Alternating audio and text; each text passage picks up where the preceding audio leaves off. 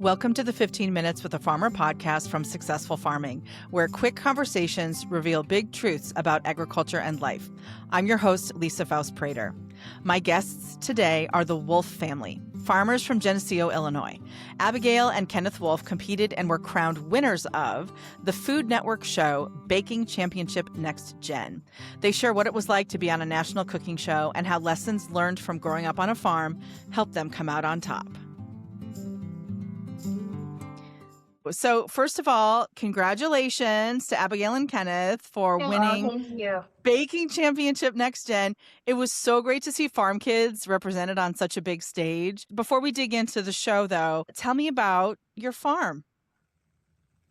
Go. So we have 3,000 acres of corn and soybeans. Some of it is rented, some of it we own. So tell me about how you sort of got into baking. And then I also want to know what's your favorite thing to bake. So I started, when I was really little, just doing stuff with, my grandma and my mom. And then I just kept going with that and started practicing and then just went further. And I always say that my favorite thing to bake is something I haven't done yet. So whether it's a flavor or a technique or whatever, if I haven't done it, it's my favorite. Oh, that's so fun. Kenneth, what about you? Well, I make zucchini bread. I just generally bake, not as much as Abigail, cakes and stuff. But and my favorite thing to bake is pâtisserie. That was really fun to see you guys do on the show. I had never heard it called that. I learned how to make cream puffs in home ec, and it was a super fun thing to learn how to do. I've explained to a lot of people that it's just the dough. It's not some fancy bougie thing. It's just the dough. It's just a fancy name for cream puffs and a clear dough. Lucy, do you like to bake at all? No. No. What do you like to do? Gymnastics. Oh, fun. Well, maybe we'll see you on a gymnastics championship next gen. That would be amazing. So tell me about how you guys found out about the show and what was the process like to get selected? So I would say about 2 years ago, I sent in an application for the past Kids Baking Championship, and they never got back to me. And I was kind of disappointed. And then I turned 14. I got too old. So I just let it go. And then when they upped the age range, I got an email in 2025, early 2025, that said, hey, we're doing a sibling spinoff. Do you have a sibling that you would like to go through this with? And I said, sure.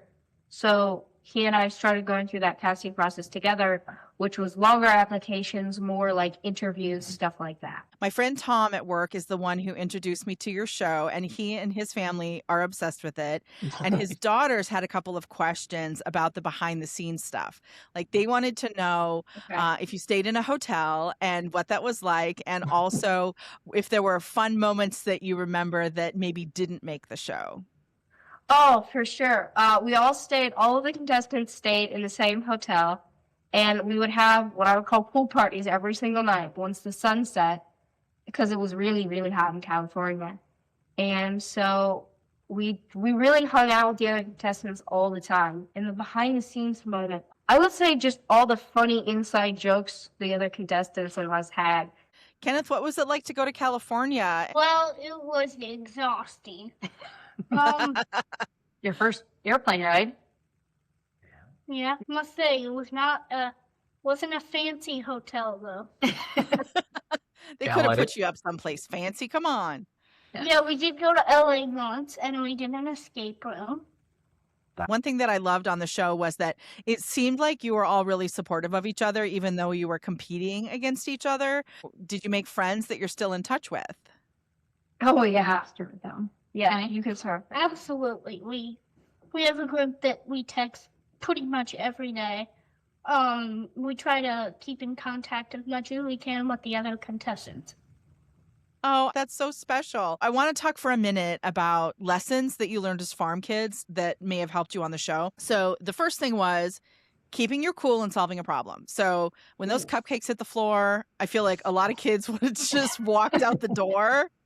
But you accepted help graciously, collected yourselves, went on to move on to the next round. The next thing is perseverance and consistency. So you guys didn't actually win a round until the semifinals, but then you worked hard and made the cut in every episode. You came back to win the semifinal round and, of course, the final round. Yes. So how do you think your farm background was an advantage to you in being able to just keep working? I can't just give up. There were times where it sounded very enjoyable to just walk out the door. But I was like, I can't. I'm timed. I just can't. And I just forced myself to push through it, and obviously it paid off. Well, you can't just shut the tractor down and say, no, I'll do it in a month. Can't do it. That's right. You got to stay on track.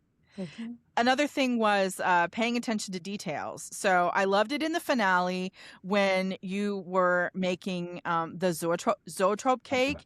And Abigail, I'm telling you, when I saw you get those chopsticks out or whatever that was, and you laid them on the cake in the triangle, and you were doing serious math, and I thought to myself, I don't think I could do that. That's amazing. I know your mom's a math teacher, so shout out to mom in a big way. But that's the thing too, where paying attention to those details is really important on the farm too. So tell me about where details matter the most on the farm. Yeah, through the farming and through baking, I've learned that the hard way. Cutting corners isn't an option, and now I really enjoy the little details because it turns something mediocre into something incredible. And so, yeah, I probably could have done a good zoetrope if I hadn't done all that extra work. But doing that extra work made it that much better that I think really secured the win without a question. Yeah, for sure. That was like precision ag Yeah. translated to baking for certain. What about you, Kenneth? Like, how do you find paying attention to the details? That can be kind of a hard thing when you have a lot going on in your mind and you're wanting to do and go.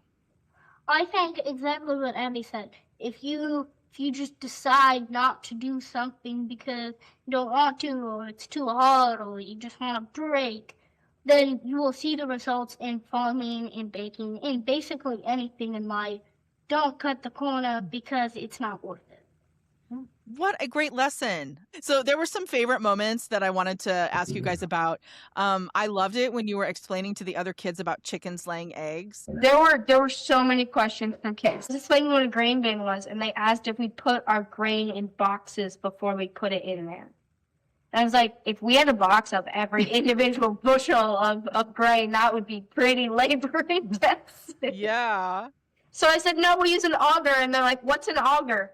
And I'm like, oh, man, we need to do a whole debrief here. What the heck all of the things are. That's really important to be able to sort of share your story and share what farming is really like with people who don't know.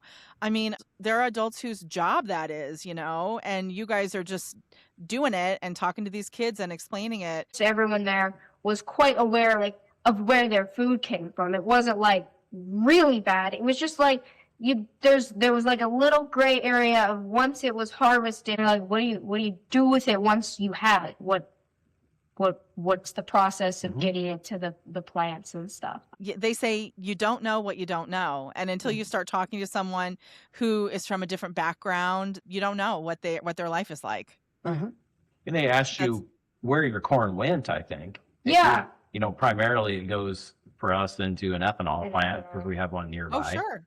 See, because everyone, obviously assumes corn, corn flakes, cornmeal stuff. I was like, we don't do as much of the food as we do ethanol. So then that was kind of a conversation. Was honestly, so a lot of the adults there, the parents, were very interested in it as well, even probably more so than the kids. But I had one of the kids tell me, I think farmers are just stronger and smarter than everybody else. I think they might be onto something. I was like, yeah, you're probably right, kid. You're probably right. My final favorite moment was Kenneth making snow angels in the confetti at the end. I love that. So tell me about that moment and what it felt like to hear your names be called. So I'm sitting there I'm confident in what I did and I'm proud of what I did. And I think we could win, but there's a possibility that someone's was better. And then they say it, and my mind goes crazy of all the stuff. And then I see Kenneth, suddenly he's on the ground. I'm like, what's he doing? It was crazy. So I know as a parent myself, when seeing my kids compete in anything, I'm way more proud of them than I would be if I had won myself. What did that feel like watching them stand there and hearing their names get called? I started crying. When I watched him hit the floor, I'm just overwhelmingly proud of the fact that they accomplished that. But the whole time, I was very proud of how they represented our community, the farm, our family. I did not go out to California at all, nor did Lucy. That was kind of right in the middle of post-spraying soybeans. Oh, well, So- farmer's got a farm. Yeah, so we stayed around and got the beans sprayed. I wasn't surprised. I knew they could do it, but I was just glad they did. You guys all had to keep that secret. I cannot imagine having to keep a secret like that. We couldn't tell anyone what the show was until they made the cast announcement in the first week of December. When Yeah. you saw people that you knew that had seen you on TV, what was that like? I really wish I could show you like the list of text messages from all of my friends. It was like, hope you guys do good. You won! Oh, you're famous now. Abigail, what about you? Being on the show is so cool. But once we won it, I felt like the community response was huge. More so than all of the 8 previous episodes. Yeah. Because it's rare for someone from a small town to do something on TV like that. But it's even rarer to win the whole thing, especially as, kids. I guess. Yeah. Okay. That's amazing. So you guys won $25,000, which is so fantastic. So I want to know what you're each doing with your share of the winnings. I think I promised paintball guns after we actually went to a paintball course. But currently it's just going in a CD for now. Smart, smart. Did you get that 3D printer, Kenneth? So, we got paid per hour. We got paid minimum wage. So I actually bought a cheaper 3D printer. So I want to buy another way more expensive 3D printer. And what was the other thing? Oh yes, I want to buy a laptop. Oh, very nice. Very nice. I heard you telling one of the judges about some stock market tips. So so are you investing? Are you going to invest your winnings? I'm going to try, but I am under 18, so we'll see what they think about that. I need to get some help. Yeah, I know a lot of farm kids go to the county fair, and they're entering the baking contests and all the other contests at the fair. So is that a thing you guys do? I do through 4-H. I do cake decorating, and I started that a couple years ago. And the first year I did it, I was unaware that you were allowed to frost foam. So I bought a real cake, and they're like, "Yeah, you don't eat cake." I was like, I feel like the actual cake part of it is a huge part of cake decorating. But I've been to the state fair every year for that. So what is that, like 4 years? I've done that. And then I've taken grand champion twice. That's amazing. Kenneth, have you entered baking contests at the county fair yet? Not baking contest, but I'm doing robotics too. Oh, fun. Then Lucy has done food preservation, jams and jellies. Oh, nice. Well, you can also use those in your baking. So that's, Well, that's true. fill some cream puffs. So I want to know, in closing here, sort of how your relationship changed because of this whole experience. I can tell that you guys like each other and, but I also have children of my own, and I know that sometimes siblings go through phases, they're closer, they're less close, it happens. But I felt like I saw you guys get closer over the episode. So I want to know from you how you feel like your relationship with each other changed over the course of the show. I would say closer is one of the words, but the main description I would use is more trusting. When it comes to the kitchen, I'm sure we'll fight like normal, and believe me, we do. But in the kitchen, it's a more relaxed environment than the more of the intense thing that it was episode number 1. Well, if you watched the first episode, I was gonna say it's not a relaxed environment. No, it was not a relaxed environment. Yeah. Kenneth, how did you feel about gaining your sister's trust? It's huge. I mean, it's about the first time I had it, so maybe we should just go on like 5 more baking shows. Well, that's part of growing up is your older siblings figure out and learn that you're growing up too, and that you can be trusted with things. So you're making strides in that area. Well, you guys, I am so excited to talk to you, and I'm so happy that you guys won. Big congratulations from all of us at Successful Farming. We were pulling for you. Thank you. Thank you for listening. Open the latest issue of Successful Farming, visit us online at agriculture.com, and subscribe to 15 Minutes with a Farmer so you never miss a chance to connect with the people who feed, clothe, and fuel the world.